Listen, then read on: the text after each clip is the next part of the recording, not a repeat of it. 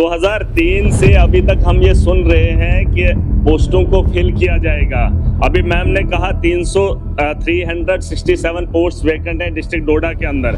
जवाब में आता है कि इस बार 594 पोस्टों के बारे में सोचा जा रहा है ऑल ओवर J&K। सर आप मुझे बता दीजिए 367 मेरे डिस्ट्रिक्ट में खाली है, तो 594 से क्या ही होगा सर। हमारे जो हायर सेकेंडरीज हैं फार फ्लंग एरियाज में है, कई किलोमीटर चलने के बाद हायर सेकेंडरी। देखिए, जम्मू कश्मीर में सरकारी पोस्ट की भर्ती का मुद्दा कोई नया नहीं है। 2003 से यही बातें चल रही हैं, लेकिन क्या सच में कोई हल निकला? आज हम इसे डिटेल में एक्सप्लोर करेंगे। बाद हायर सेकेंडरी तक पहुंचा जाता है और वहां पर अगर बच्चे को तालीम बेहतर नहीं होगी, CRC से सर काम नहीं चलेगा। हायर कर सकते हैं, हमारे पास वेल क्वालिफाइड एक तबका है। मैं चाहता हूं MG नरेगा में ही अगर उन लोगों को वही काम दिया जाए, अगर सरकार के पास पॉलिसी नहीं है उनको वही काम दिया जाए जो उस काम के लिए बना है।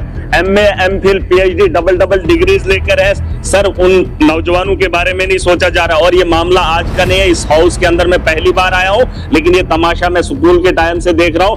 जो 2003 में हायर सेकेंडरी थी, न तब लेक्चरर था और न अब लेक्चरर है। सर इसको थोड़ा सा सोचना चाहिए, चाहे ये लोग हैं या हम लोग हैं। सर अगर हायर सेकेंडरी में एजुकेशन में स्टाफ नहीं होगा तो हमारी नस्लें बेहतर कैसे मुमकिन है? तो इस पे प्रायोरिटी पे 594 से काम नहीं चलेगा सर।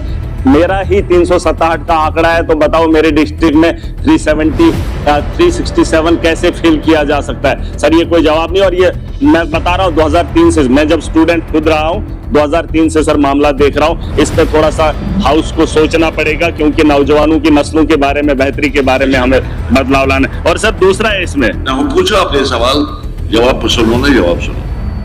सर एक जो ऑनरेबल मेंबर साहब ने सवाल पूछा था कि वैकेंसीज के बारे में, उसके बारे में हमने जवाब दे दिया है। लेकिन इसके अलावा जो 140 जो हैं वो CRCs के जरिए जो हैं उनको लिया गया है, ताकि जो टीचिंग सब्जेक्ट्स वहाँ पे होते हैं उनको पढ़ाया जाए। यहाँ बड़ा सवाल ये उठता है कि अगर 367 पोस्ट डिस्ट्रिक्ट डोडा में ही खाली हैं, तो सिर्फ 594 पोस्ट से पूरे जम्मू कश्मीर की समस्या कैसे हल होगी? ये आंकड़े बस दिखाने के लिए हैं या सच में कोई प्लान है? उसके बावजूद जो है डिपार्टमेंटल प्रमोशन के जरिए भी जो है उसमें भी लेक्चरर्स जो है 10+2 की डेफिशिएंसी जो है उसको पूरा किया जा सकता है।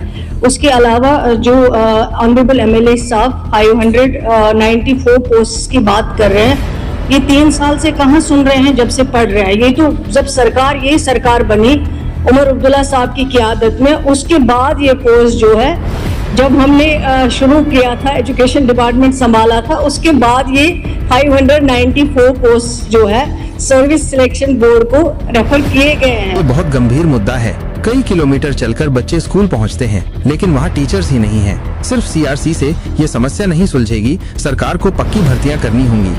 तो ये कह रहे 3 साल से मैं यही सुन रहा हूँ। अगर ये डेट भी देखें जब ये ऑर्डर इशू किया गया, जब उन पोस्ट को रेफर किया गया है, वो बखूबी इनके पास होगा। कमी तो है, मैं मानती हूँ कि कमी है, लेकिन ये कमी जो है इसको टाइम लगेगा जो है पूरा करने में। हम भी चाहते हैं कि availability of teachers, lecturers, professors, assistant professors जो है वो होनी चाहिए, क्योंकि जब आपके पास डिपार्टमेंट होगा, एजुकेशन जो है इंस्टीट्यूशंस होंगे, लेकिन उनमें टीचर नहीं होगा, उनमें प्रोफेसर नहीं होगा, उनमें असिस्टेंट प्रोफेसर नहीं होगा, फिर उन इदारों का कोई MPhil PhD वाले नौजवान बेरोजगार हैं और सरकार के पास कोई ठोस प्लान नहीं। अगर ये लोग MGNREGA में ही मजदूरी करेंगे तो शिक्षा के क्षेत्र में सुधार कैसे होगा? कोई मायने नहीं है, कोई मतलब नहीं है। मैं खुद मानती हूँ इस चीज को, लेकिन अब जो है जो 10 साल में रिक्रूटमेंट नहीं की गई है, जैसे वैकेंसीज आती गई, रिटायर हो गए लोग, SRO केसेस नहीं लग पाए इतने बरसों में, तो अब ये 3 महीनों में या 4 महीनों में कमी पूरी तो नहीं होगी। इसमें टाइम लगेगा पूरा होने में, और कब पूरी होती है जितना पॉसिबल होगा, जो डिपार्टमेंट के हाथ में है।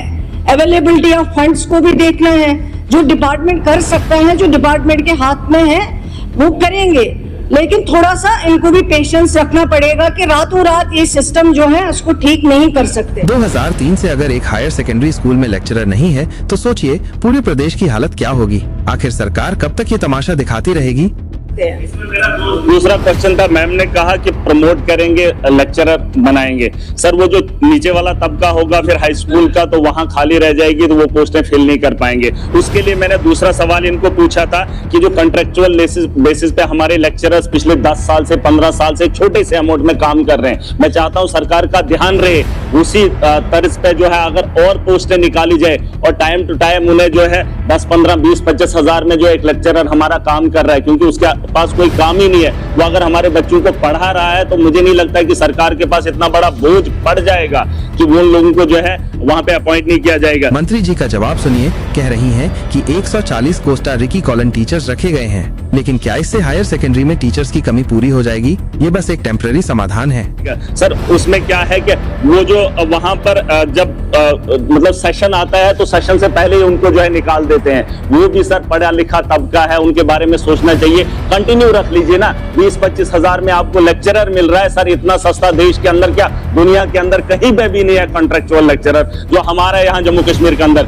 मैं चाहता हूँ मैडम साहिबा को ये बताना चाहूंगा कि उन लोगों को जो है कंटिन्यू रखा जाए, ताकि 15-15 साल से वो सर्व कर रहे हैं, वो पढ़ा रहे हैं हमारे बच्चों को। सर उनको नहीं, उनको आगे आपकी बात 594 पोस्ट की बात 3 साल से चल रही है। अब तक ये भर्तियां क्यों नहीं हुई?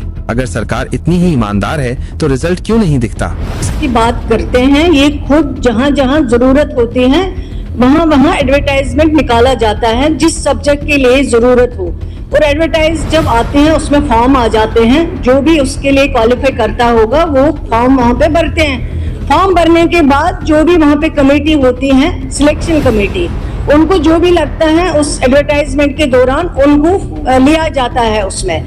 लेकिन अब 15 साल या 8 साल या 1 साल के लिए जो वहाँ डिसाइड करते हैं। अगर पिछले 10 साल से टीचर्स की भर्तियां नहीं हो रही हैं, तो फिर एजुकेशन डिपार्टमेंट क्या कर रहा था? अब कह रहे हैं कि इसे पूरा होने में टाइम लगेगा। कितने देर में इनको रखना है, और जब री एडवर्टाइज हो जाता है, जो टाइम दिया जाता है इसमें, जब री एडवर्टाइजमेंट हो जाता है 1 साल के बाद या 2 साल के बाद, उनको भी उसमें मौका दिया जाता है ताकि वो फिर से अप्लाई करें। अगर उनको फिर से एज पर मेरिट जो है फिर से अगर उनको कंसीडर किया जा सकता है, और उनके लिए कुछ जो है परसेंट इसका भी रखा जाता है कि एक्सपीरियंस इनका है, इन्होंने इतने देर काम किया है, इनकी क्वालिफिकेशन ये है, वो वहाँ पे देखा जाता है, उसको भी कंसिडर किया जाता है।